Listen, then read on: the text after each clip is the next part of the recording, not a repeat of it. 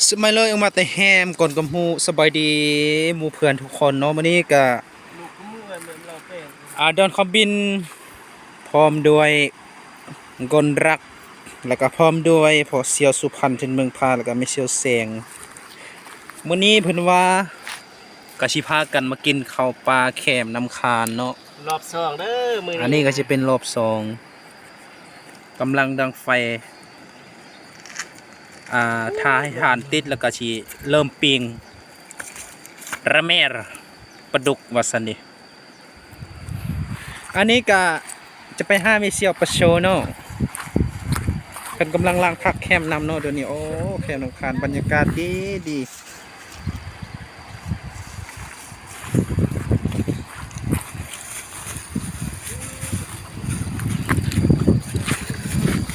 เข้าไปกันในฐานะมือกล้องเนาะ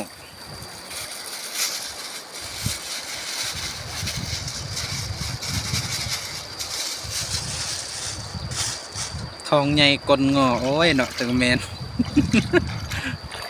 อันนี้ก็จะเป็นสายน้ำโอ้ยธรรมศาสตร์งามหลายพี่น้องเอ้ย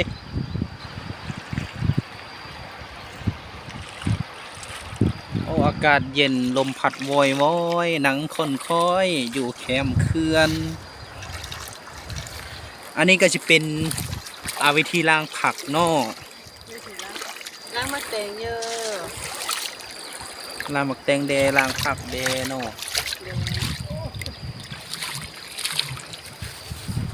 จากน้อยก็ถ้าอันพอเชียวหิงกับมิเชลเกิดก็กำลังสิมาเนาะ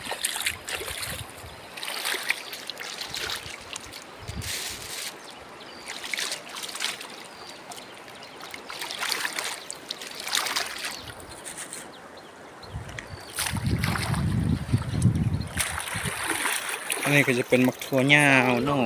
ซีมเบิงเนาะ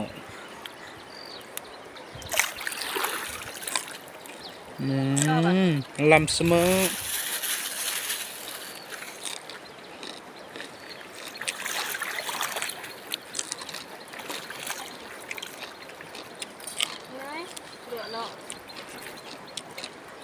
หลายสะอาดเด้อ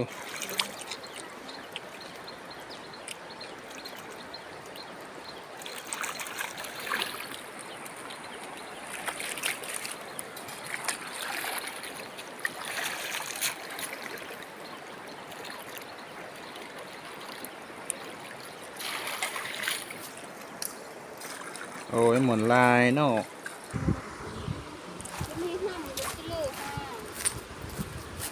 น้ำข่อยสปัสระ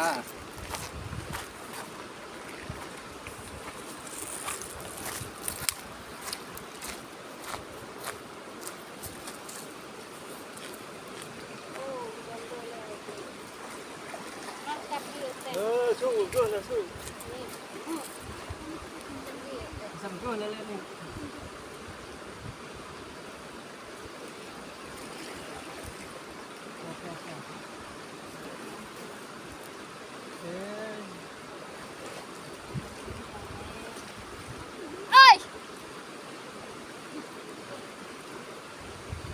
แต่สิ่งที่แค่ที่เปลี่ยนที่ยังแบบยังมันเย็นสบายเย็นสบายสาวนาจะบอนน้ำมัน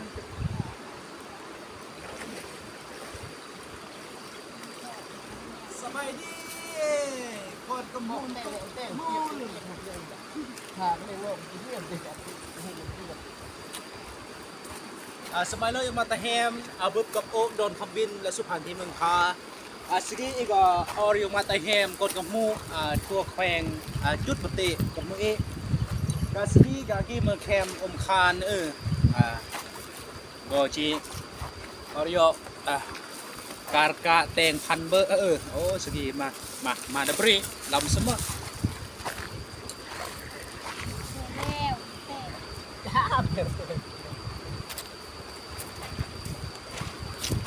ถือว่าน้ำก้อนอีกอำเภอในเดืองก็ถือว่าจะได้อมชีเอาน้ำอันนี้เนาะไปเสไว้ในห้วยน้ำคานแล้วมันก็สิเจนแล้วก็สิหุ้ย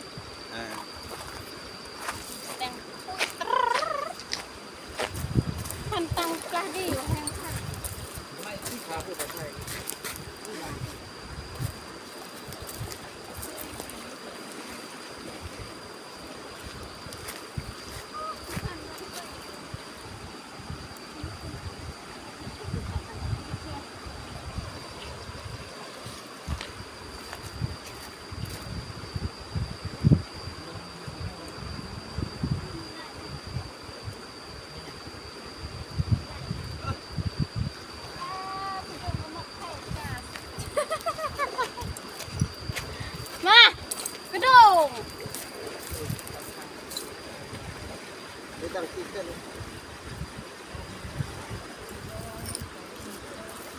คุณมกลูก หลานก็มันแค่หลานตัวเราสงสารสุดตั้งกระบวง คุณโดดเป็นคน เลี้ยวคนอ่ะ บ่จะกับไม่เชี่ยวสู้ดูดังเลิกขึ้นกับไม่เชี่ยวสู้ ลูกคุณนี่เห็นยกคนอ่ะลูกคุณระวังนี่เออเดี๋ยวเลยสงสาร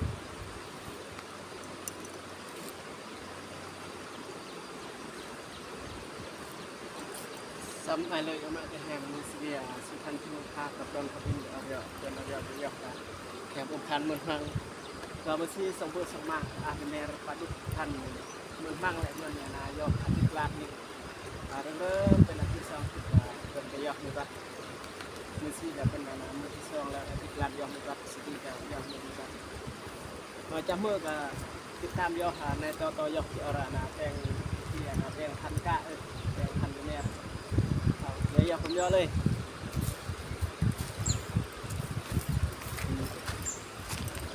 แม่แม่ขนาดแรกผม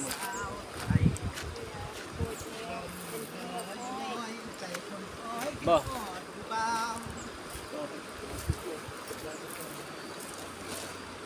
เด็กทำนี่คือแม่อีก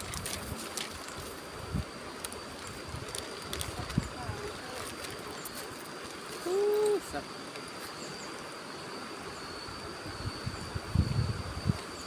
คือว่าเป็นอย่างนี้ ยืนยืน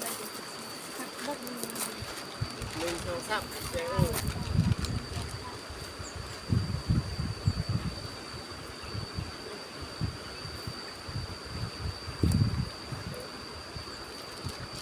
มาบัดกี้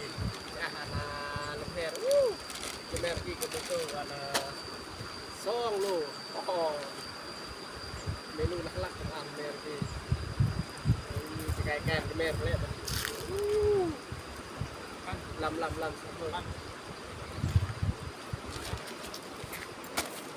เฮ้ยแม่โอ้ย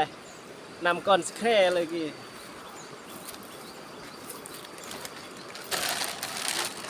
แต่กองแม่เห็นแล้วลำกอนสแคร์ลำกอนสแคร์ไปแล้วอ้าวน้า ยืนถ่ายมากันตุ๊บ ป้ามาโดยเอามือมีกล้องน่ะร้านจับเชียวเอ้ย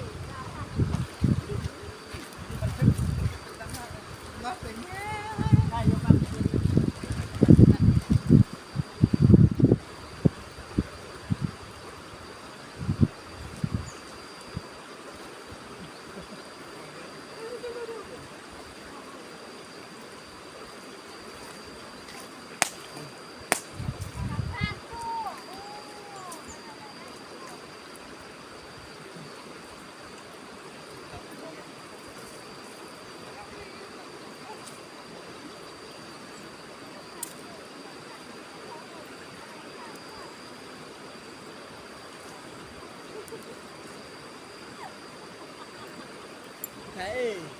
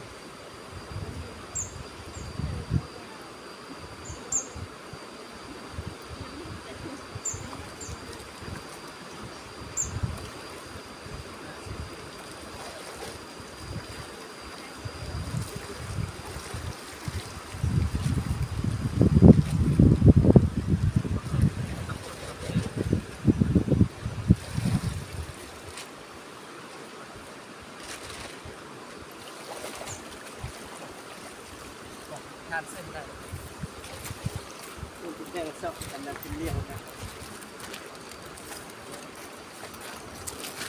มาคือ